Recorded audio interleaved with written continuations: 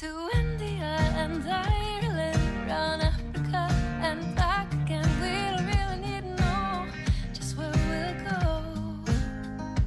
Maybe Canada, then to Brazil, then through the Alpine foothills. All I really want to know is, can we go?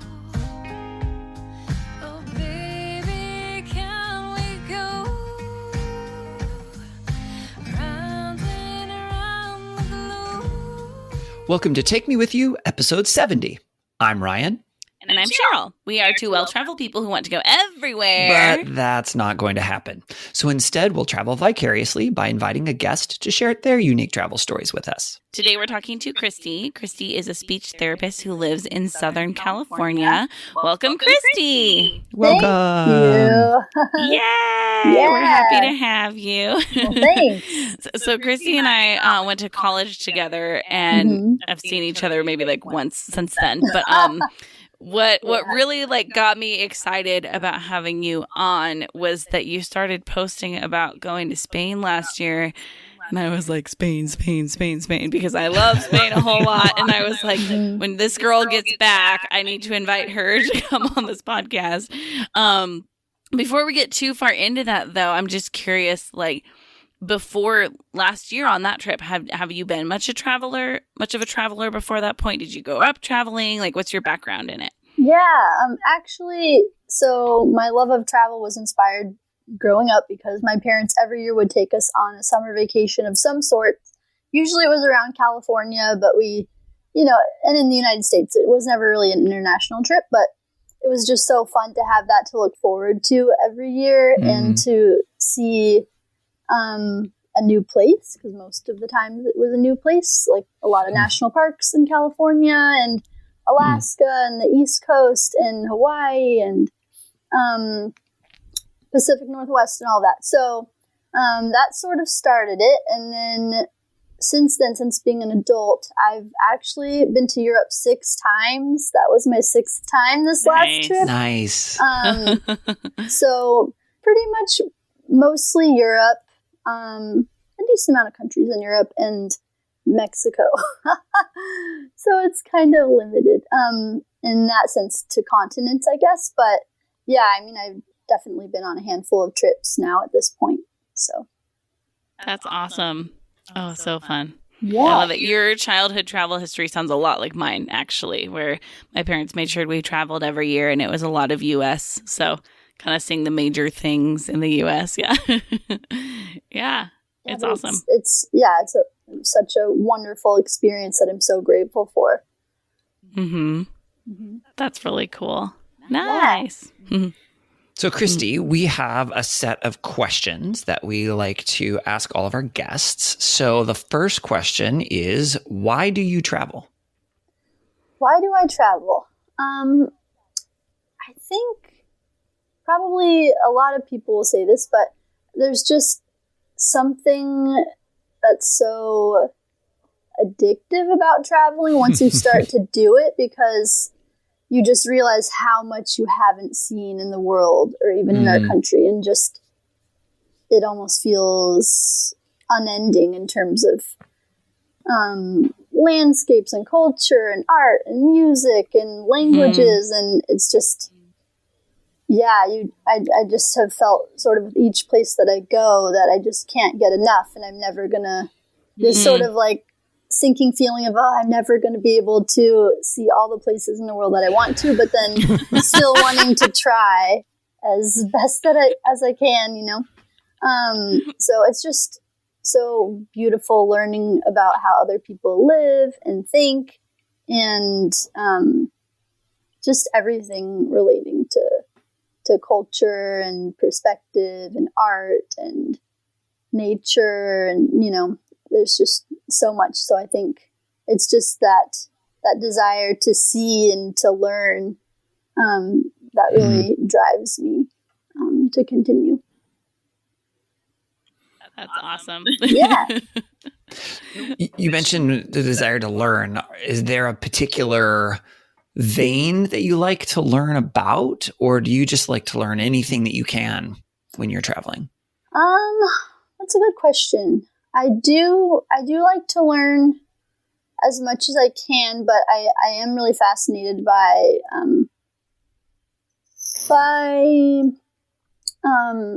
cultures and different cultures living together in, I guess, a small geographical location, or relatively small for how many cultures there are. So even being in Spain, it was super interesting to learn about all of the different cultures and co-official languages there, and with each kind of having its own history.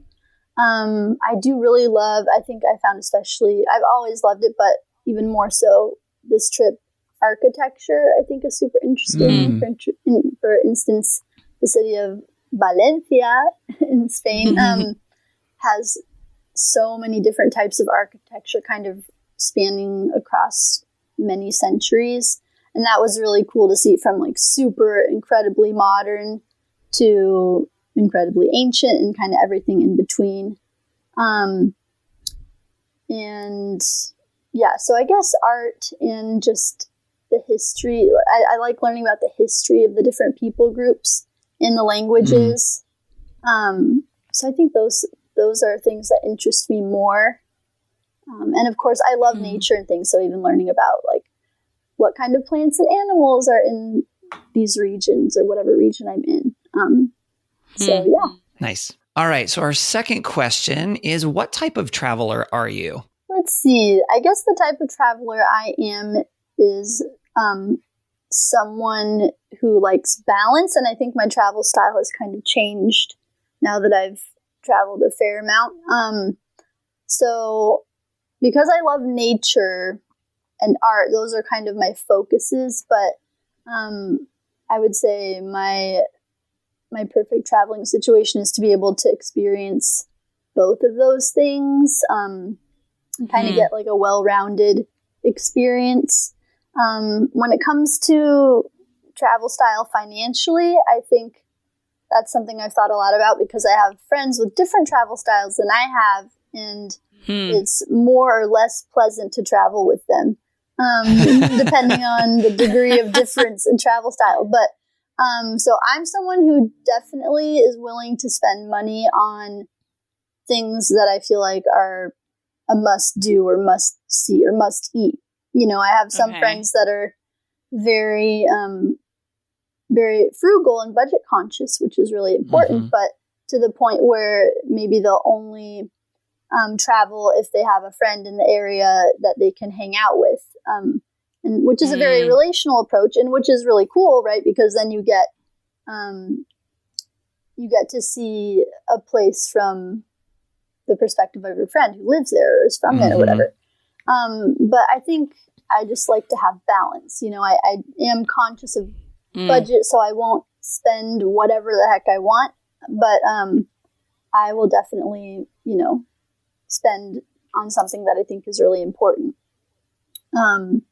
to see and not pass up, you know. So yeah, and I notice I mostly have traveled in stayed in Airbnbs, but this trip I did mostly all hostels. So it's kind of cool to see how that changes the more that I travel in general. So I think so. On this podcast before, we've talked about like how do you go about figuring out if a friend would be a good travel companion? And I think that would be a really important question to ask someone, is like, what does spending look like for you on a trip? Because I think that can really determine how many activities you can do together, or where you stay, or where you eat, and everything. And so I think if someone just keeps being like, oh, it's too much, then it's like, so do you just like part ways and go do the activity on your own, or do you skip it and then you're bummed? And so, yeah, I think it's good to know either way, like, just do you have a similar budget for your trip pretty much? So, yeah. Yeah, I think that one other thought too is, and it was definitely a really interesting experience for me to travel by myself for the first time for 95 days. Well, minus 10 because my boyfriend came with me the first 10, which was really nice. But but I think from that, I learned that I definitely prefer traveling with at least one other person. I had it was an amazing experience that I wouldn't take back. Like, I'm super glad that I did it, but I think it's just tough, seeing so many incredible things, but not having anyone to really share that with.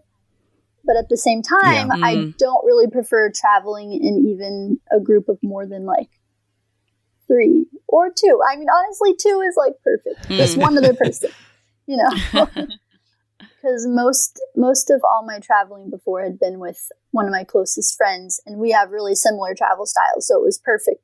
Granted, by the end of our longest trip, which was 3 weeks, we started to get annoyed with each other. But it's like, if you have a strong enough relationship, it's all good, right? Yeah, that's an important thing to learn, I think, is like, do you like traveling alone, or would you prefer someone else, or groups? You know, some people really like groups more. Okay, Christie, so what is your number one travel tip? My number one travel tip, I would say, make sure you have internet or make sure you have data, I guess, because I did try to go. I was like, this trip, I probably was the most budget conscious kind of, because what I did is I spent like a year planning ahead and saving, and then I actually quit my job. And so I saved more than enough, at least so I thought, you know, to make sure that I had a cushion and could still spend money on, you know, food that I really wanted to try, or this attraction or whatever. But I didn't spend money on a data plan that would give me access to Wi-Fi all the time. So, so I kind of, Wi-Fi and data are different. I didn't spend money on a data plan so that I would have access to the internet whenever I needed to, which proved sometimes challenging when I was going to a new place, and the memory, you know, my memorized directions didn't quite hold up. Thankfully, like, in response to that, another tip, well, okay, so a couple things. One is a SIM card, obviously, is really helpful with that, which I never got myself because I used my boyfriend's extra phone that he loaned me to use his hotspot for my phone, which was way too complicated. And then, I know. And then I used, you know, whenever I was in Wi-Fi. But one thing that is helpful, if you are going to go that route, which isn't the best idea, is to download the offline maps onto Google Maps, because those are really helpful. Yeah. Those saved me a couple times, because then you can see your little blue dot, even if you don't have Wi-Fi. So, yeah. Nice. That's, I guess, a practical tip that probably everyone else already is past, but I had to learn on this. Not necessarily. And Cheryl, you're there's a theme developing here. I know. So, Christie, I've been more of an advocate for not having data when I go to another country, and just for the challenge of it, because I kind of like the challenge, and she likes her life to be more difficult because it's clearly too easy. But it's funny how many guests we've had now that are just like, get the data. Just get the data. And it is a good point. And I think, I mean, one thing I like about countries like Spain is that Wi-Fi is just everywhere. And so I didn't have it the last time I was there, and I was alone. But like, and so it took us some extra memorization. It took downloading the Google Maps so I could have them offline, and then just finding a McDonald's or a Starbucks or other places that just have Wi-Fi was also very helpful. And so then it does make me question then, is it even like, is that part of the fun challenge is finding the Wi-Fi places, or am I not really like, I don't know. So we'll see the next time I go abroad if I just suck it up and do it. Well, no, but that's a great point too. If maybe it just comes back to knowing your travel style and what you prefer, because you know, part of me was, I could have easily done that too, and I did sometimes go into a cafe or whatever that had Wi-Fi and used it there. But I think it just depends on knowing what that entails and knowing your level of patience and willingness to actually go do that. Yeah. Yeah. So, and in some places it's a lot harder. You know, for instance, I lived in Salamanca for 2 months, basically studying Spanish, and I took a weekend trip out to this little town called La Alberca, and it was a super cool old town, but it was, you know, kind of out there, really small. And so, you know, Wi-Fi is maybe harder in places like that, depending on how big the town is. Mm-hmm. Yeah, that's a good point. I think one thing I found interesting is like, so on my honeymoon, we went to New Orleans, and, you know, so obviously we had data because we're in the same country. And when we would choose a place to eat, we would choose it through our phones. So looking at Google Maps, looking at reviews, looking at photos of the food and menus and things like that. And when I don't have data, I choose a restaurant really differently. It might even just be like walking around the street and being like, oh, I like the ambiance of that place. It looks cool. Great, go in, done. And so it's a lot of times a quicker decision when you don't have data and you're just like, let's go there. And I think it also depends on where you are for then if you can trust, like, are you going to get good food then? Because I care about food a lot and I care about getting good food. But if you're in a place where you're like, all the food is good, then that makes it more like, well, then which style of restaurant do I want to sit at right now? So, yeah, it's interesting how that like decision-making process is different with and without, you know, a phone as a piece of it. That's a really good point, though, because there were definitely times in my earlier trips with my friend where we spent so much time on our phones trying to find the one with, you know, the eatery with the highest amount of reviews or whatever. And to the point where it's like, oh my gosh, we're wasting time that we could be using to just explore and experience the location. So yeah, that is something really important to keep in mind. And there were definitely times in Spain, even because I tried not to do that too much. I tried to maybe do a quick look and then just walk and find a place. But yeah, I do remember at least one time where I had put in a location, was on my way there, and then passed this other place that looked way better. And I'm like, oh, I'm just going to go here, you know? Yeah, I've been in that situation too. Yeah. It's like, forget it. This place we spent forever picking, we don't even want to be there anymore. So. Yeah. Yeah. Okay, Christie. So you kind of have alluded to this already a little bit, but what is the trip you're going to be telling us about today? Oh, yeah. I guess I need to actually state it. Yeah, so for the record. Yeah. So the trip that I took was 95 days in total, and the plan was to go spend most of my time in Spain because I really wanted to work on my Spanish and be immersed in the language. But thankfully I got to go also to Portugal, France, Serbia, and Germany, you know, here and there during my trip, even though the majority of my time was in Spain. So yeah, I actually studied at an independent language school in Salamanca, which is kind of known for the most eloquent, clear Castilian Spanish, supposedly. And it was a really, really wonderful experience in so many ways. So that's cool. That is so cool. Cheryl's very jealous. Yeah. Now, you mentioned that you quit your job to do this. So I think you need to tell us a little bit about that. First of all, how it sounds like you said you planned for a year. You made sure you had enough money. So the plan was always to do this 3 months and to do this language course. But how did you decide that you were going to quit your job? How did that whole planning and leading up to process work? Yeah, it was kind of a big deal, which is why I sort of call it a once in a lifetime experience, because I don't think I'm going to do that again or really be able to do that again. I think, there were a number of reasons. One is that I had turned 30, and in some ways I had thought, you know what, I'm still single. Interestingly enough, I started dating my now boyfriend just a couple months after, a few months, I guess, yeah. So it was like I had decided to do that before I met him, but I also decided I wanted to continue to pursue it, like still pursue it even though I was with him. And yeah, so it was sort of the mindset of like, okay, I'm 30, I'm not married yet.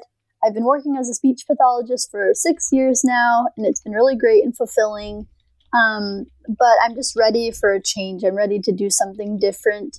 That is something I still love, but then a bit of a risk in some ways. More like a bigger risk than I would normally take. And also, I tend to be someone, I love having fun and stuff, all that adventure, but it's usually calculated adventure, calculated risks, and it's usually a lot of practicality. So I tend to convince myself out of doing things because I just say, I make excuses, like it's just not practical, the timing's not right, I can't really do it, you know, sort of this little bit of this inherent negative Debbie Downer side of me. But I mean, I just asked myself, I found myself doing that, and I just asked myself, well, why not? Like, why can't you do it? You know, I'm the oldest of 3, and my younger siblings have both lived abroad for, you know, at least a semester. My brother lived in Mexico for 2 years, is fluent in Spanish. My sister also studied Spanish, minored in it, and studied in Spain for a semester. My mom minored in Spanish, so I think also that was a factor because it was sort of this family trend catching on of all of us speaking Spanish, and I'd already taken 3 years in high school and used it quite a bit, working as a speech therapist with lots of Spanish-speaking families, and that was really inspiring to be able to connect with people who came from such a different cultural and linguistic background. So there's that piece of it.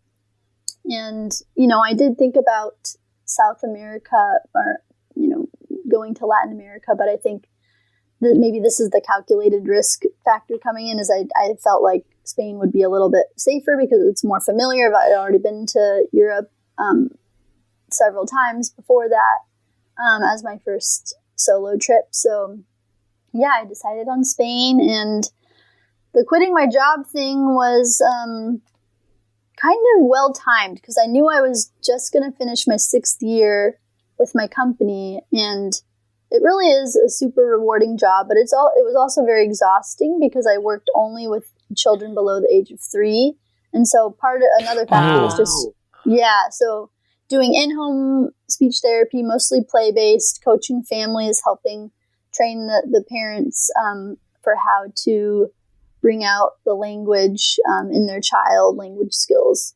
So super cool, right? But just very tiring. And so that was another aspect of just feeling like I was ready for a break, a little break, even if it was just a few months. And at first I thought about going for a whole year and then narrowed it down to 9 months. And then once I started dating my boyfriend, I'm like, okay, 3 months sounds good because then I'm not away from him for too long, and I don't have to worry about all the visa stuff, right? Because you get like the 90 days in the Schengen region without a visa. So that was another big factor, which led me to decide on that timeline.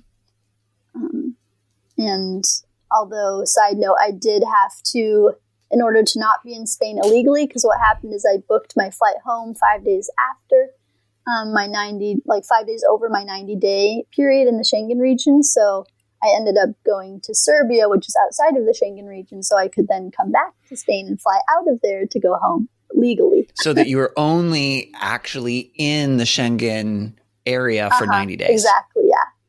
Gotcha. Yeah, I just decided to follow through. And actually, it was wonderful. Serbia was a really cool experience because I actually have some family history there, and just very, very different from a lot of the other European countries. So yeah. Oh, wow. Yeah. That's such an adventure. Oh my goodness. I feel like I have so many questions. I can try to okay, one is in 2018 I went to Spain for 3 weeks alone, and also just after starting to date someone. So it was funny. And traveling alone for 3 weeks was like, I think kind of, I came upon a similar conclusion of like, this was awesome. Loved it. Wouldn't change a thing. Don't know if I'll do it again. And so I guess but I'm curious, just like, what does that look like? Especially like in Salamanca, you were there for 2 months, you said? Like, what does that look like to like try to develop some friendships while you're there. You know, that's enough time that you probably could. And with somewhat of a language barrier, but overcoming that language barrier, like, I'm just curious to hear what that experience was like for you. Yeah, for sure. Actually, it was a really amazing experience, and I totally did make friends. So I enrolled in a really small independent language school, so there were only 2 to 3 other students in my class, and it was an intensive program, so 4 hours a day of Spanish language courses, grammar, history and culture, like across different subjects in the language. And so I got to know the people in my courses, even though it was just a few of them, but it was, you get close to people when you're going every day for that amount of time. And then also I got to live, and I got to sign up through the program to stay with mi madre española, so a lady who's from Spain and her son, and about the numbers would fluctuate, but like 4 to 7 other students in this huge flat, like one long hallway, and then like a bunch of rooms off the side that could hold a bunch of other students. But my Spanish host mother only allowed us to speak Spanish. So we were all expats. We weren't actually Spaniards, but we were immersed in the language in that way too. Nice. But yeah, so I became friends with at least a couple. We all got along, but like 2 of them in my flat I was closer to, and we took a weekend trip to Portugal, which was really fun. And actually, one of my friends, Sid, she's from Orange County, so I met up with her just a couple weeks ago when she was in town for the holidays. So that was super fun. But yeah, it is interesting. I think I expected to make more friends with Spaniards, like people who are actually from Spain, but it was really more expats wanting to study Spanish. Or just other people traveling in general, in hostels. For instance, I made a friend in Paris when I went for a super quick trip. I shouldn't have tried to do it in 3 days from Salamanca because it's traveling. It took like a whole day each way. Yeah. But I got, you live and you learn, right? That's part of it. But yeah, so I made a friend who was from Mexico but living in Prague. So she like kind of forced me to practice my Spanish with her. So yeah, even though I say I travel alone, I definitely met people and made friends, which is really special. But I think the hardest part for me being alone was getting to a new city, like figuring out how to get to a new city and then feeling vulnerable with all of my luggage on me, which was pretty minimal. It was like one large backpack and like a backpack purse hybrid for 3 months. But yeah, so definitely made friends, and I did become good friends with one of my professors, which was really great. So she's from Spain, so I guess I made one Spanish friend that I actually, got to know and hung out with and stuff. But it sounds kind of weird when I say that because That's awesome. I guess because my style is not so much to like go out clubbing or go, out at night really, which I know is probably when I would meet more Spaniards if I was in a club or a bar. But I think also being a solo female traveler, as fun as it was and interesting as it was, I did always feel a little bit on guard and didn't want to put myself in any sort of situation where something overtly could happen. Yeah. Were there any situations where you felt like extra unsafe? The main ones were just that, like I was saying, just when I would first get to a city and feel like, oh my gosh, if someone wanted to mug me, they could, because I have all my life on me pretty much that I brought in Spain. And just being in an unfamiliar place. Once I had all my stuff put away in the hostel, I felt totally fine to just go out and explore on my own. There was one time in Serbia or maybe a couple times where I got like strange looks from men, like really long stares, because, culturally it's a lot more normal to just stare at people when you're in Spain and other parts of Europe and things. I think Europe in general, whereas our culture is more like fleeting eye contact. It's rude if you stare. But but ironically, we smile on the streets here and say hi to strangers, which they don't do there, but they'll just stare at you. But anyway, yeah. So no, thankfully, I never really felt in danger. There was just one time, where in Serbia there was one man that kind of seemed like he was following me because he was staring me down in a park, and then I went to the other side of the park and he popped up again, came up to me and tried talking with me, but he didn't. I realized he didn't really seem threatening. It was just curious. He was curious or something, but so I ended up being fine. But I think me being someone that likes safety, I was hyper aware or hypersensitive maybe to any potential situations where I felt more vulnerable. Yeah, that's interesting to hear that. Mm-hmm. It makes a lot of sense. Yeah. So I'm curious, I being the one person of the three of us that's never been to Spain, so please feel free to correct me if my question doesn't actually make sense. But you talked about not really going out at night or doing those things where you would normally meet people. My understanding of Spanish culture is even if you're not going out clubbing, most people are up significantly later than we would typically have here in the United States. And they may be out at restaurants or at bars or whatever. And that's fairly normal. So how, first of all, am I somewhat correct with that understanding? Yeah, you are. But they stay up really late. I got used to having dinner around 9:30 or 10 and then staying up till, 11 midnight, which for me is kind of late, to be honest, which was still pretty early for them. But I had friends, like my friend Sid, for instance, she went out and would be out on a weeknight till 2 a.m. and that's pretty normal. Wow. And so that just wasn't really my style. I'm good to go to bed at 11:30 midnight. So that's the way the culture is. It's much more skewed towards the evening. How did you feel like you were still able to engage in the culture, but not participating in that component? Or maybe you did, you just didn't stay out as late. What did that look like for you to kind of figure out how you were going to live, but then also wanting to experience the culture? Yeah, I definitely did still to some degree. For instance, I took a lot of walks at night, just going out in Salamanca. They're known for their beautiful Plaza Mayor, and it's super pretty. It's all lit up at night. It's supposed to be one of the most beautiful, though I'm pretty sure every plaza claims to be the most beautiful in Spain. Or every city claims that theirs is whatever. Yeah.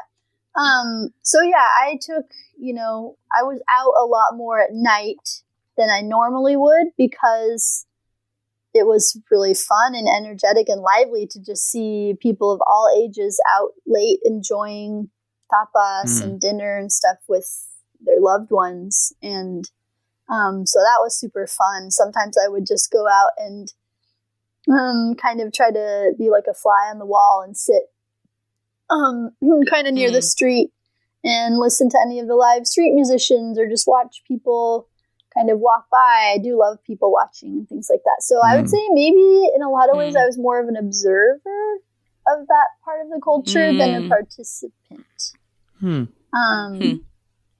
Which sounds kind of weird now that I say that, but that kind of makes more sense thinking back to my experience. It was, occasionally I would go out with some of the friends I made. For instance, I think it was on Halloween. We went out to a bar that had live flamenco music, and that was really fun, So nice. I did things like that occasionally, but for the most part, I didn't stay out too late. But I did love that aspect. That aspect of the Spanish culture really fascinated me, just people of all ages just enjoying life almost every night of the week, which I'm like, wait, in the United States, people don't start really going out till maybe Thursday nights because for a lot of people, it's like, the weekend's here. But Monday, Tuesday, Wednesday, no. But in Spain, yeah. everyone's out like all nights of the week. How do they do the next day? Every day. That's what I always wondered. Oh yeah, siesta. Yeah, siesta. Yeah, So they still would get up in the morning as a similar time to us, but then they would take the 2 hours in the afternoon or whatever. Yeah. To be honest, I never actually witnessed anyone. I guess maybe I wouldn't have really had a reason to witness people taking a siesta, but it was interesting to me that most of the stores were closed during the siesta hours between 2 and 4, like even a lot of grocery stores. And also a lot of stores, at least in Salamanca, were maybe because it was more of a provincial town considered, even though it's a university town. But a lot of stores were closed on Mondays and Tuesdays. I'm like, when do these people work? Everything's closed all the time. Yeah. But yeah, as far as I know, they do tend to get up around the same hour. But they love their coffee. They drink lots of coffee. So I'm sure that helps. I'm not a coffee drinker either. So I keep asking questions about things that I really have no right to do, but I'm going to anyway. So I know that in a lot of European countries, the coffee is a little bit different than we'd be used to here in the United States and often has the grounds still in it. Is that true in Spain? Well, I also am not much of a coffee drinker, but I found myself drinking a lot more coffee when I was there because to me it tasted a lot better. It was a lot smoother. It wasn't quite as bitter. And it was in a smaller amount, which meant I could handle it because I'm not a huge fan of coffee in general. Yeah. But yes, I do actually believe I remember there were some grounds in it. Yeah. But not enough to be, like totally create an aversion or something. It was doable. Yeah. Very tolerable, a tolerable amount of grounds. Well, I'm a coffee lover, and I keep offending you, definitely the coffee. The coffee in Spain is amazing. I loved it so much, and I love strong coffee too. And so they would do the little like espresso-sized little mug cup where you would like drink your little coffee out of it, or they had like just like a smaller mug that would be just a little coffee with maybe a little bit of milk in it.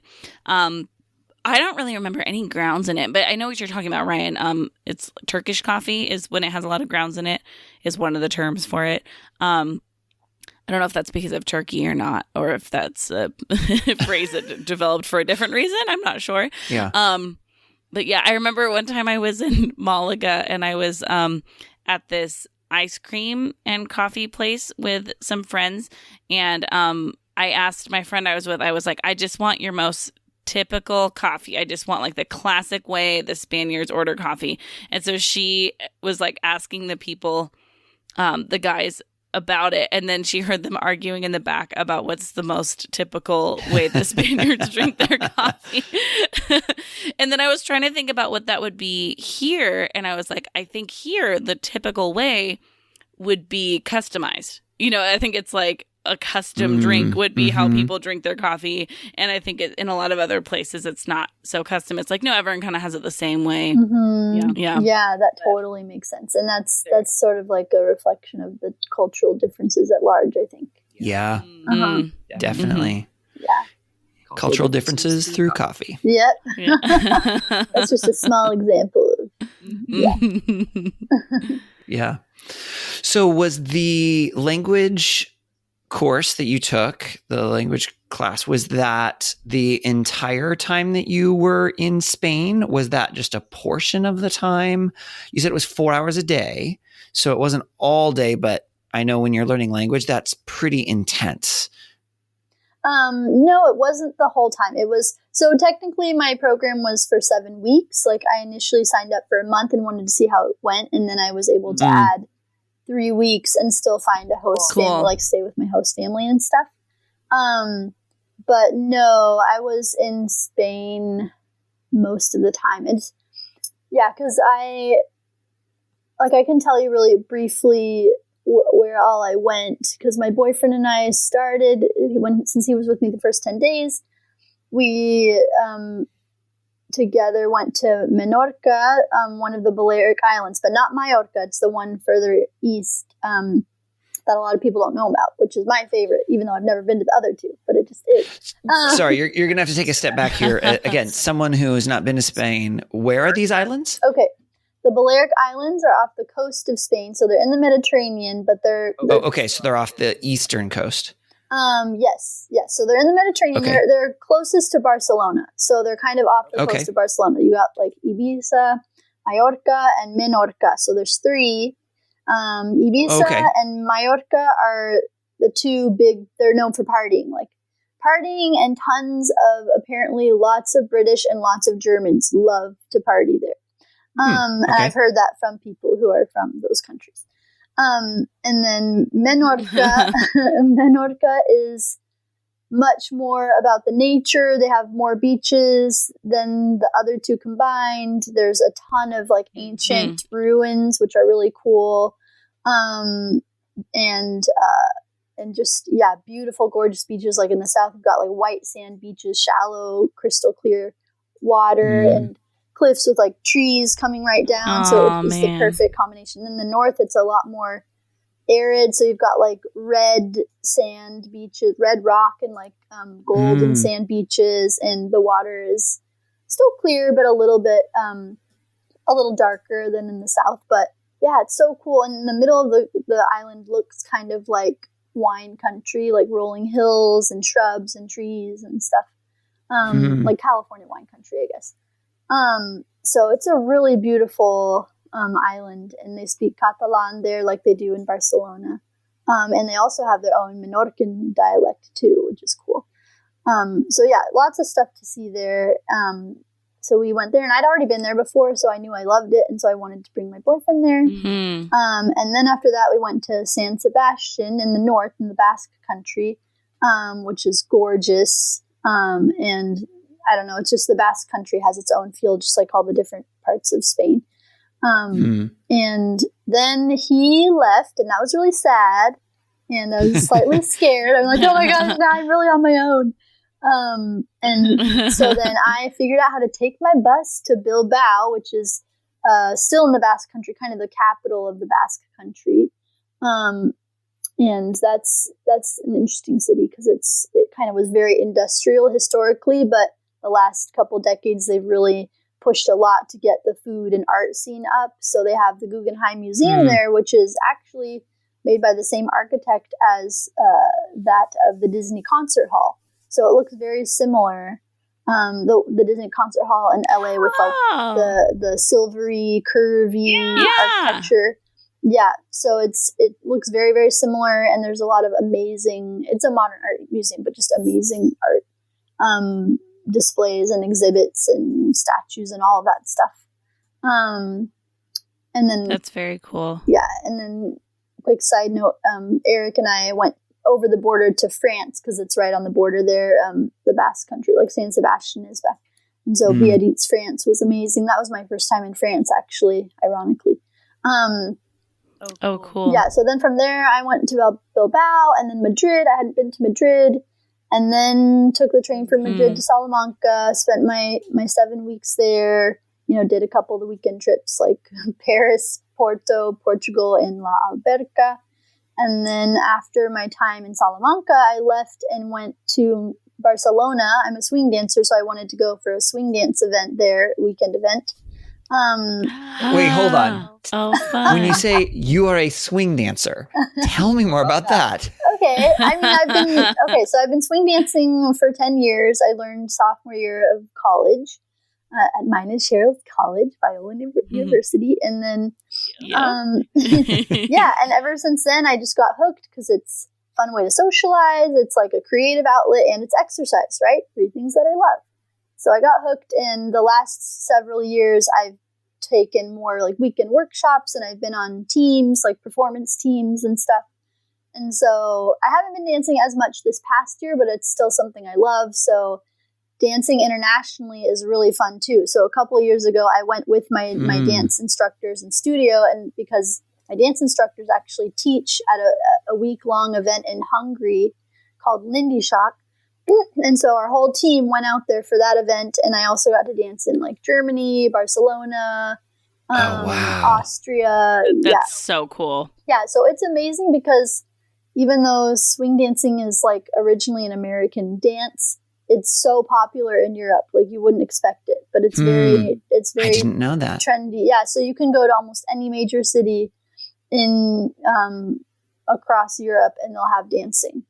A swing dance scene where they have instructors and weekly social dances and things like that, and really fun live music. So then when you went to Barcelona, what was the event that you were there either to participate in or to see, or what was it? Yeah, so it's called Stomp Your Feet.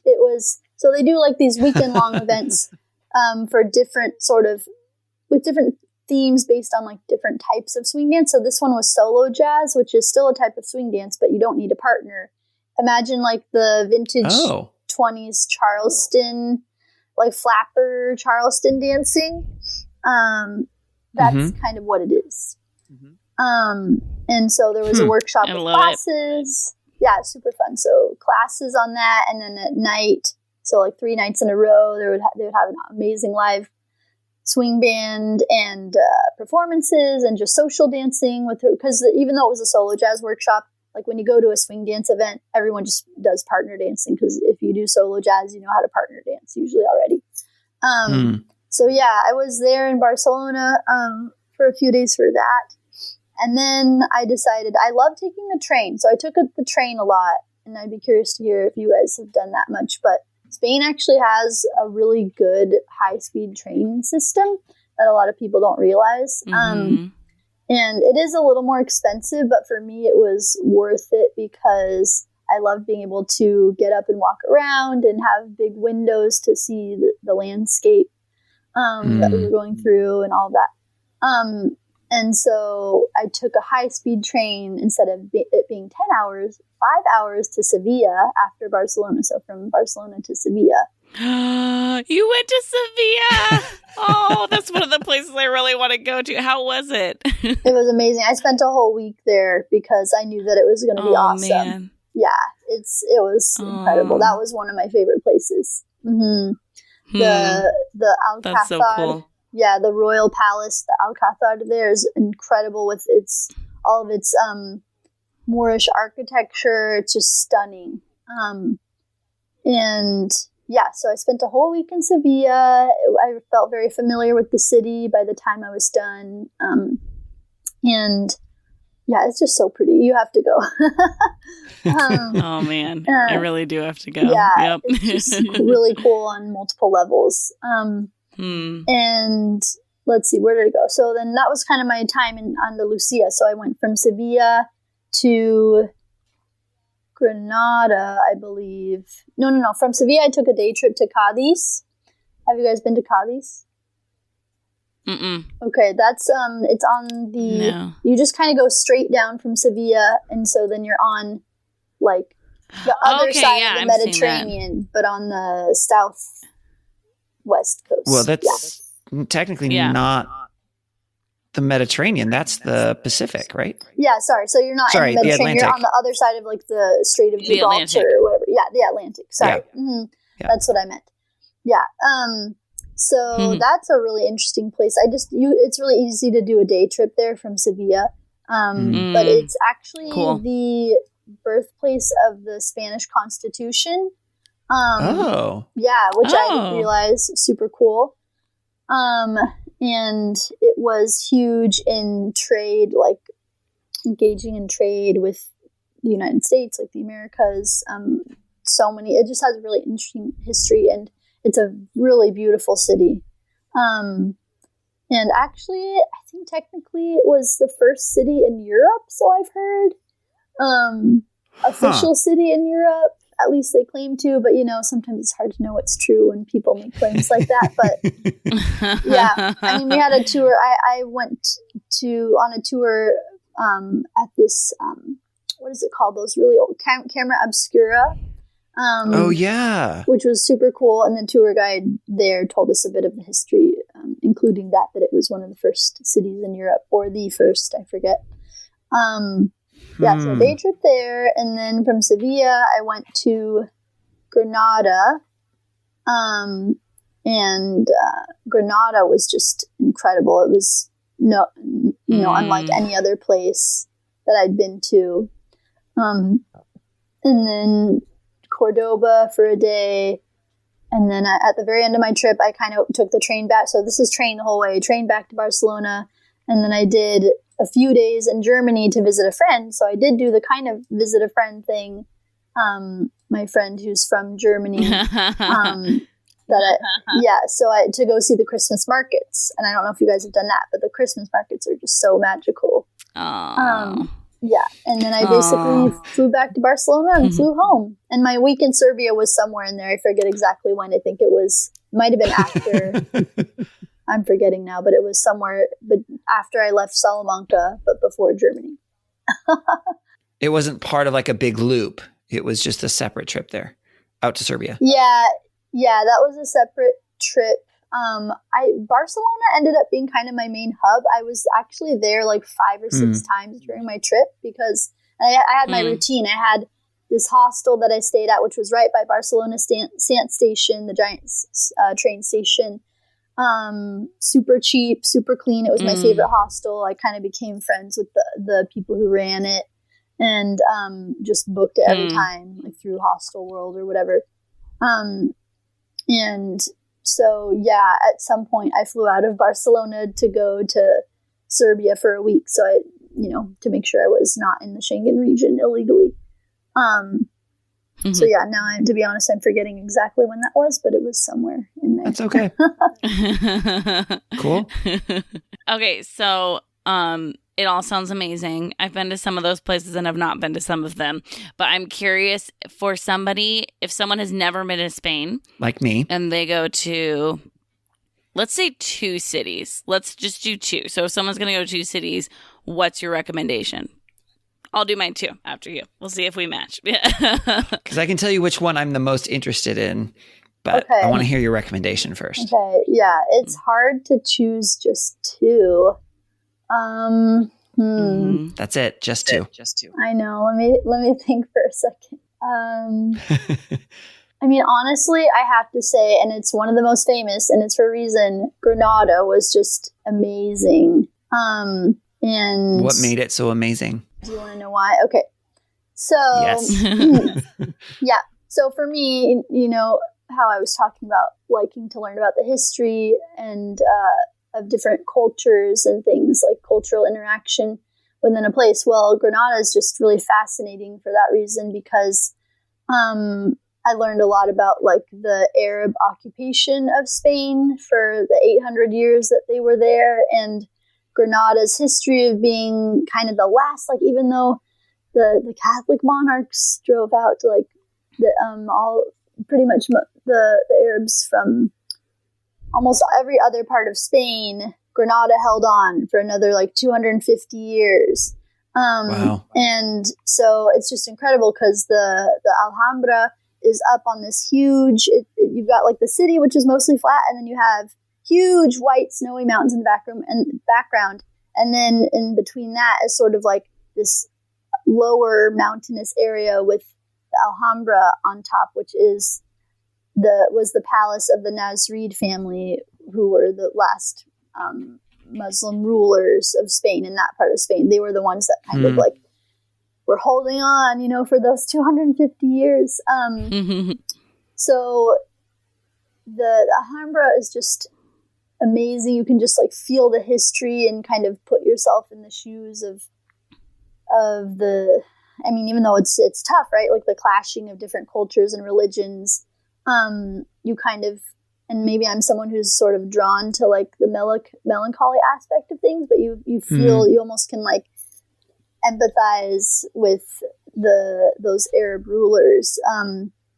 And it's just a gorgeous, like aesthetically gorgeous palace. It's actually made up of 4 different parts, and it was at one time almost its own city with 3,000 residents. So there's that, and then there's below it this beautiful, they call it the Muslim Quarter. It's all these white houses on a hill, but you can see it all like just below the Alhambra. And that's where you've got kind of further back the gypsy area. So there were the Sephardic Jews, the Arabs, and the gypsies that all lived together in that area and were eventually all driven out of the main city by the Catholic Spaniards. And so the interesting thing is that all those cultural religious groups fled kind of, to the outskirts in the hills or whatever, but they ended up still living close together. And so their cultures mixed. And out of that really is what came flamenco, is where flamenco music came from. And you can really, I think knowing that history was just so cool because it made flamenco make sense to me, because you can just hear it, the way that it sounds, you can see in the dance moves, the style of dance. And it just paints this really beautiful full picture and this idea, kind of the theme or idea of like a lot of beauty and art and creativity coming out of suffering, right? Coming out of pain. And I just think that's a really fascinating concept. And I just fell in love with flamenco music. It was just captivating to me. I've actually always loved the sound of like Spanish guitar and flamenco, even from a young age. Like my dad would get out the guitar and he can actually play a little bit of flamenco music. And I was always like enchanted by it, encantada. And so it was just so amazing getting to see like the birthplace of flamenco music. Cause I mean, some people say it started in Granada, Cordoba, or Sevilla. It's one of those. But, to me, in my heart, I'm like, it had to have started here in Granada. And yeah, so I don't know. There's just something about Granada has a very different feel too. You can really feel like that, the influence that the Muslims who lived there left kind of, still embedded into the culture. But it's really fascinating. I think that part really fascinated me. And so Granada is for sure one. And then I'm kind of torn between two of them. I guess it depends. Like I would say, I personally would say I'm leaning towards San Sebastian, but I think I still would say Ciutadella de Menorca on Menorca, that island that I love, because it's still technically a part of Spain. It's not mainland Spain, but it's a part of Spain, and it just has like the main cathedral there is super beautiful, has a giant rose window, kind of like the one on the Notre Dame in Paris. And it's got a very local feel, a very peaceful, calm feel, because there are a lot of locals and there are not many Americans, which in some ways is kind of refreshing. And the food is delicious, and there's just all these tiny little streets that you can get lost down, and little shops. And so, yeah, I just think that's a really special city that I would recommend. I mean, I recommend people check out that whole island because it's just a different experience than most people have had, I think. That's so cool. Yeah. Oh, man. Cheryl, which two would you say? Gosh, it's hard for me, too, because then I'm like, it feels mean to the other places that I don't choose. That's how I felt. Yeah, I would say Madrid is pretty easy to skip, although I love Madrid a lot. I like the people I know in Madrid, so I think that's part of it. But yeah, and San Sebastian I think is pretty high on the list for me, but I think it would be Barcelona and Valencia. I know. How could I forget Valencia? That was one of my favorites. It's amazing. To be honest, Yeah, it really was. Yeah. And they're not, again, like it's so interesting because you look at a map of Spain, and especially if you look at it on like the US, you're like, it's not that big. It's like, but the regions are so distinct. And so even though Valencia and Barcelona are like just a couple hours by train, like they're distinct. And so, yeah. But for Ryan, I would say Barcelona and San Sebastian, probably, I think, more than Valencia. Because, I mean, they're all on the coast, but I feel like, I don't know, San Sebastian feels a little more French, and you might appreciate the architecture there and everything, too. Yeah. It's hard to say. I don't know. Yeah. There's I mean, Barcelona is places. definitely on my list. Just it sounds incredibly fascinating and like and then there's other things that are close enough to Barcelona, you know, to like do a day trip out or whatever. But we'll see. At some point, I'll make it out to Spain. It hasn't happened yet, but at some point it'll happen. I believe in you. You'll do it. You'll do it, Ryan. You got this. Okay, so both of you have done a longer length of time of travel than I have. Ryan, what's the longest away from the U.S. travel you've done? About Was 5 it that weeks. summer? Yeah, 5 weeks. Okay. So not 95 days. Yeah. Okay, yeah. So, Christie, though, I'm interested to hear, like, this is like a chunk of your life. That's like, that's a pretty significant amount of time. What did self-care look like for you in the midst of like all of these new things at the same time and being like alone, you know, traveling and everything? What did it look like to rest and take care of yourself? Yeah, that's a really good question. Let's see. On a basic level, I think it meant not setting an alarm clock. Because I'm naturally an early riser, but there was something really restful about not having that time constraint. And of course, I wanted to be able to see as much as I could, but I also gave myself the freedom to not have that expectation that I have to go, because that in the past has been my style. Like, I can pack a lot into one day, and sometimes it's too much. And I also love to walk, so I would walk like 6 to 8 miles a day. Then that just kind of became the norm, and it's easier to do over there, right? Because everybody kind of walks. But yeah, sure. But yeah, so just being able to wake up naturally was super just restful and allowed me to start the day with a, I don't know, more peaceful mindset, I guess. Tranquil. I keep thinking tranquila mindset. So that was one basic thing. I think it was a very spiritual trip for me because I did feel, you know, kind of nervous at, you know, more times than I would have liked just being alone. And so having kind of that constant communication with God really helped me through it and gave me a sense of peace. And I did journal occasionally, which was nice. And I think also just making sure that I was still staying connected to my friends and family back home, because that was a really important piece. Because it was already a challenge being by myself. I felt even more of a need to make sure that I was connected with them. And that kind of gave me more peace of mind too. I mean, in some ways, like the whole trip felt like a self-care trip, to be honest. But it was so nice to so that was the huge benefit of traveling alone, right? Like, there's definitely benefits to it because I could choose whatever I wanted to do, whenever I wanted to do it. It was so freeing to be able to decide maybe even a week to a few days out, like, okay, I'm going to take the train here and I'm going to book a hostel on hostelworld.com or whatever. And so that part was really super fun. And I think kind of self-care in and of itself. Yeah. Awesome. Thanks for sharing about that. Well, thank you so much for sharing about this trip. We have a couple questions for you to wrap up your story. So there might be some overlap between what I asked you about with your top 2 cities and this question. But this question is based on the title of our podcast, Take Me With You.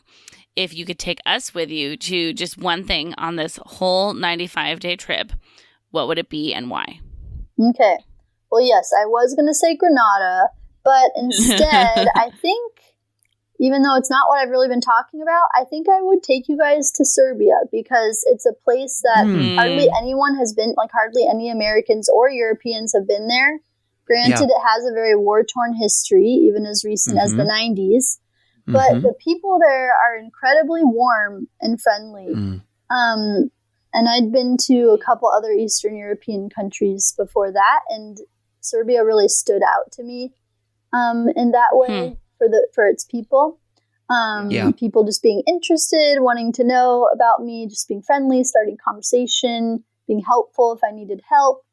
And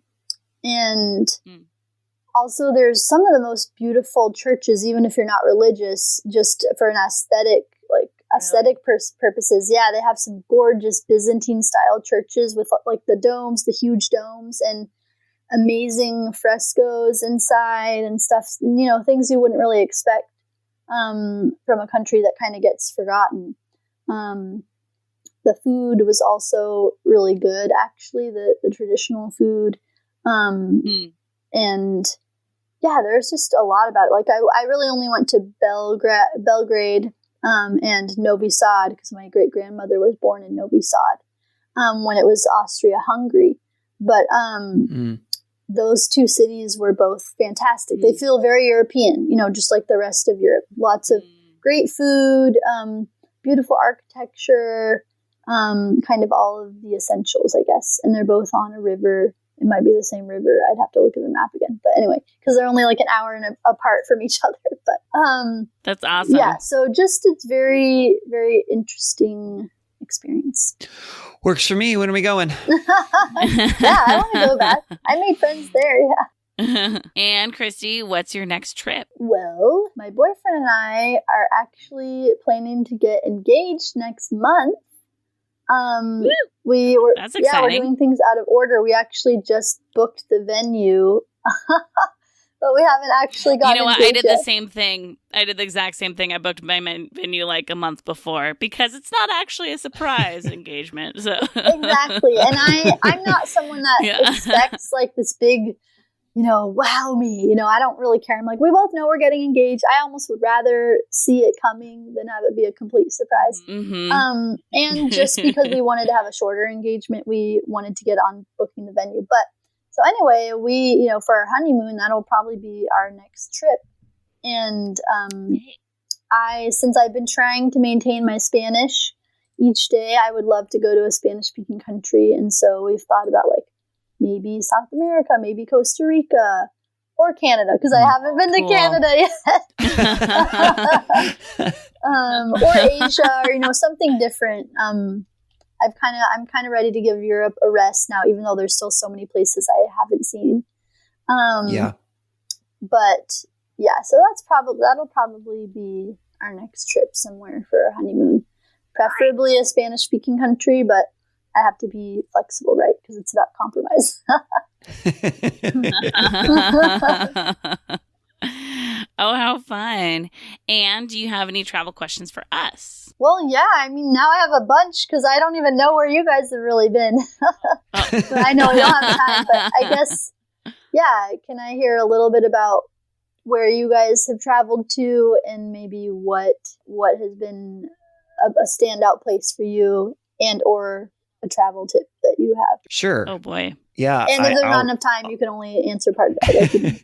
Well, I'll start. And I mean, our regular listeners probably can predict what I'm going to say. Cheryl, I'm sure, knows exactly what I'm going to say. But you were talking about Serbia, and that's like the corner of Europe that I absolutely love. I haven't been to Serbia yet, but I've been to Slovenia and Croatia a bunch of times. So that sort of central, eastern, European area is just, it's beautiful. The people are amazing. So yeah, like I would recommend Slovenia or Croatia, either of those, depending on what it is you're looking for or what you want to do. There are just some gorgeous, beautiful places there that don't always, like there's some, especially in Croatia, there's both Split and Dubrovnik are cruise stops, so that more people have been there. There's more kind of that kind of cruise destination component, and they're gorgeous. And Slovenia has grown. I know has grown in its tourism over the last 10 years or so, where it used to be almost completely unknown. And now I know people who've traveled there. It's making travel shows and travel books and things like that because people have finally figured out that it's a great place. So if you, that's that part of the world, especially if you enjoyed Serbia, I would say go explore more of those countries, because that whole part of the world, and each, kind of like you guys have described about Spain, it's not a particularly large geographic area, but there are very distinct people groups that are not completely, but more so now than they used to be, broken up now into the smaller countries. And so just being able to get to know the similarities and differences between those different cultures there is just really cool. So I would highly recommend any of those. For sure. Actually, real quick, Croatia was my top pick for going out of the Schengen region, but the weather surprisingly was way better in Serbia, so that's the main reason I went to Serbia. But I agree. I for sure want to go to Croatia and more of the Balkans, because it's also really cheap, and you can help them by going there. You help their economy. So. Yep. Oh man, I mean, mine's an obvious one. I love Spain. I've been there 4 times, and it just has been some important moments in my life or travel history that I feel like I've just processed a lot there, or just moments in my life where I can point to and be like, oh yeah, that's around the time when I went to Spain that time, and so I love the different regions, and it's so fun now knowing people there and being like, I have all these people who I've told I'm going to visit again, and so I want to see the world, kind of like what you were saying. I'm like, it's kind of overwhelming sometimes, and I know I won't see all of it, but I want to see all of it. But I also want to keep going back to Spain because I really love it a lot. Yeah, and you were talking about travel tips, and we did a New Year's episode where we talked about just setting travel goals, and I think I keep being reminded about I know so many people who wish they traveled more than they did, and I think that finances, it's money and time keep people from traveling, and so I think you are a good example of you clearly did prioritize it. You were like, well, if I want to do this, then let's go do this. And I think that's awesome. And I think even without quitting a job, though, I think people, it's if they're mindful and purposeful with saving, both saving their vacation days and saving their money, I mean, I think travel's very doable for people. And so I think that's just been on my mind a lot recently, just of you can make travel happen. And even my sister Lisa, she's been on this podcast a couple times. After that episode came out, she looked at her year and she was like, I don't have trips coming up. So she booked 2 trips right after that, because she was like, I want to travel. Let's make this happen. And I'm so proud of her, because I'm like, good job, Lisa. Keep the travel going. So I love it. Great. I know. And that reminded me, whenever, travel cards, travel points, whatever, that I actually used a lot of points on my credit card because it has good travel accrual. Travel point accrual. So that's another tip I just remembered. That. I mean, I'm sure not a lot of people know about that, but that's always helpful to get a good card that really gets you a lot of points, Yeah, that's great advice for sure. Yeah. As long as you don't go into debt while you're doing it, because then you don't have the money to travel. Exactly. No, but if you're getting points, you're saving money. I don't know if you understand how that works, Ryan. But the more you spend, the more you save. Well, so. I'm aware of that philosophy. Yeah, but the less you spend, the more you save. Somehow that makes sense, but I don't like it. I don't think you should work in marketing, though. Alrighty then, we are going to do the last segment of our podcast episode called Wish You Were Here. During this segment, each of the 3 of us is going to highlight a travel attraction from the various places that we've been. Think of it kind of like a little postcard that just has a quick little snapshot, says, Wish You Were Here. So Christie, what would you like to share for your Wish You Were Here? Well, you guys are both from Washington, right? You're both yes. Okay. So this, you might have already said this, or, because it's close to, but one of my favorite family trips was at the San Juan Islands on the border of Washington and Canada. In what's the sound? Is it Puget Sound, or which sound is it there? Yeah. Puget Sound. That is just an incredible place that I think a lot of people need to experience. The natural beauty. It's really nature focused up there, but man, it's gorgeous and unique. Do you remember which island or islands you went to? I remember loving Susha Island, which I think is a smaller one, but my mom and I took a hike on there and just found, actually it was a while ago, so I'm getting them mixed up, but I do remember hiking on Susha. It was super beautiful.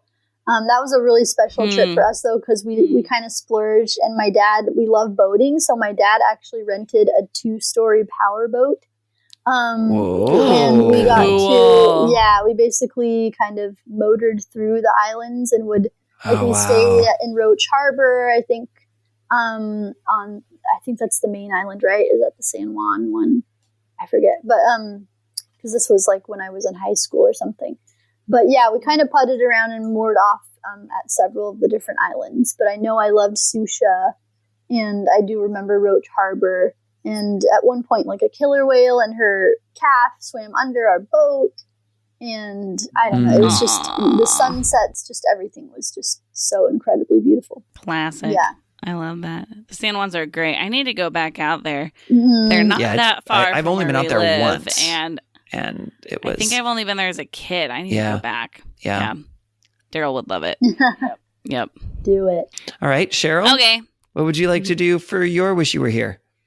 So, I actually just was looking up the title of mine because I thought it was one thing and it's technically something else. It is called the New England Holocaust Memorial, and it's in Boston, and it is really small. It's just outdoors, and I went to Boston a couple years ago, and it's the most walkable city in the U.S., so I did lots of walking there. It's wonderful. And they have this outdoor memorial. It's these tall glass, like square-shaped columns, and there's a bunch in a row through this very narrow strip of land next to a street. And it has the names of all of the victims of the Holocaust, and it has quotes as well on it, and it's really small, and but it's really beautiful, and it is kind of a good. I think what I like about memorials is it's like a good moment to stop and pause and think, and as someone who's very positive, I don't always take a lot of moments to think about the negative things that have happened, but I think that it's extra important for someone like me then to visit something like that and be reminded of something awful in history, but also just I don't know, I think that's an important piece of history, is just to remember this is something that is bad and we don't want it again, and just remembering the lives that were lost and everything. And so and it's beautiful, and and it's also it's really close to their public market, which I think I shared about a long time ago for one of my Wish You Were Here's. And so it's nice if you're going to the market, then you can just walk along that memorial afterwards. So I've been to Boston, but I don't remember anything like that, so I must have missed it. Yeah, it's small, so it's not surprising. But it's really cool. Yeah. How about you, Ryan? I am going to talk about the U.S. Space and Rocket Center in Huntsville, Alabama. Yeah. So I have family that lives out there. And so I went out to visit them several years ago, and they took me out to this, I guess technically museum, but it's basically a history of space exploration museum. Oh, wow. Because Huntsville is a big aerospace city. So there's lots of stuff that happens there. And so one of the things, there's lots of cool stuff. They've got a space shuttle there. They've got lots of different rockets. They have traveling exhibitions. They have a planetarium.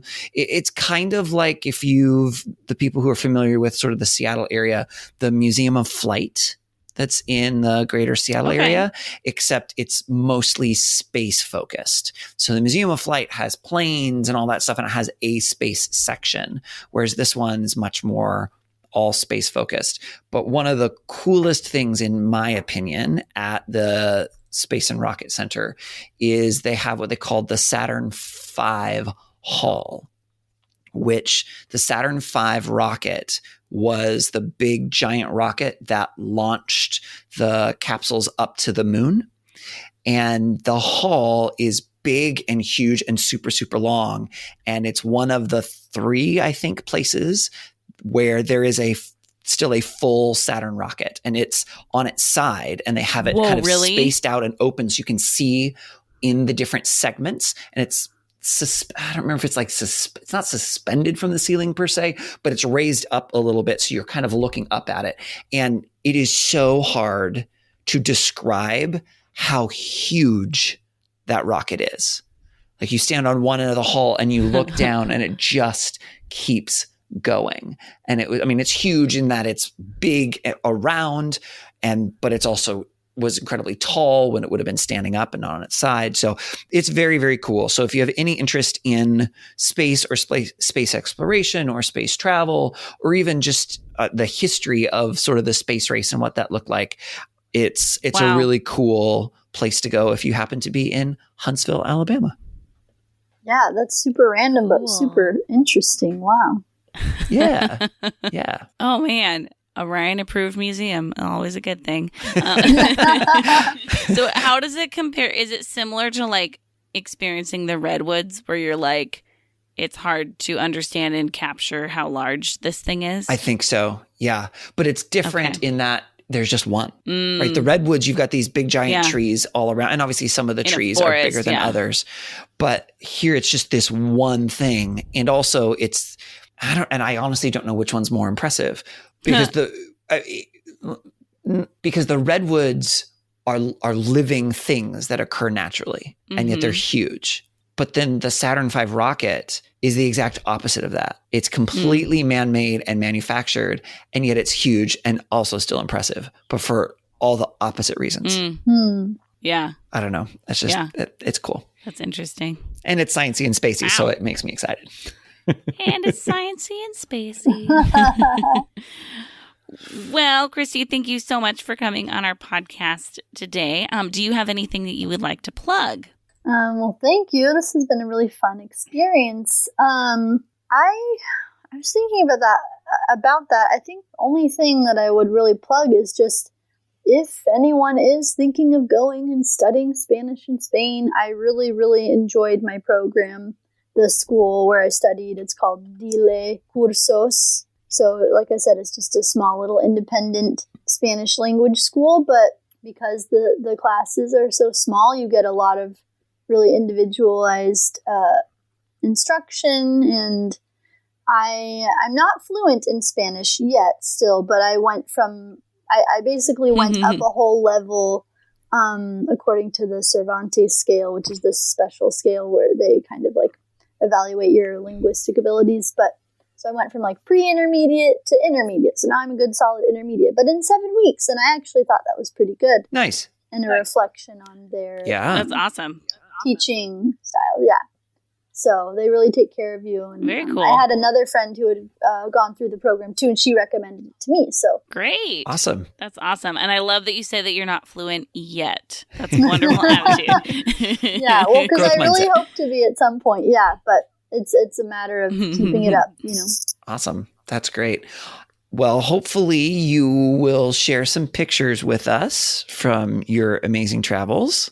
Yeah, I would love to. That'd be great. Yeah, if you can share some pictures, we will post it on our social media sites. And so you can follow us at TMWI Podcast. That's TMWI for Take Me With You Podcast. We are on Instagram and Twitter and Facebook. You can also email us at timwepodcast@gmail.com. Yes, do it. And send us tell us where's a place that you went to that you're like, nobody ever visits here, but it's super cool, just like Serbia was for Christie. I want to hear it. Like, where's an underrated place that people aren't visiting that we should be going to? We want to hear about it. We definitely do. You could also call us and leave us a voicemail at 406-763-8699. Or another way to remember that would be 406-POD-TIMWI. You can leave us a voicemail about anything you'd like. You can tell us how awesome we are and how much you love our podcast. You could give us suggestions on how to make it better. You could give us suggestions on guests to have or cool topics to cover, anything you want, feel free to call us and leave us a voicemail. We would also love it if you would rate and review us so that our podcast can kind of get a little bit wider audience. If you subscribe, then you'll be sure not to miss any of our future episodes when they come out. And if you can share about this on social media, then more people can hear Christie's cool story about her experience in Spain. As always, thank you to Beth Reed Miller for the use of her awesome artwork. You can check out more of Beth's artwork at Beth Is Something. And thank you to Erica Corbin for the use of her song Around the Globe. You can listen to Erica's music wherever music is sold or streamed. Christie, once again, thank you so much for joining us this week and for sharing about your awesome travels. You're welcome. Thank you so much for having me. Yay! Absolutely. That is going to be it for this week's episode. So until next time, remember to take me with you. Take me with you. Can we get a sailboat chasing down the sunset as we float round and round the globe? Salty air and balmy nights, guided only by the lights above, and a little love. Oh, the world is out there waiting to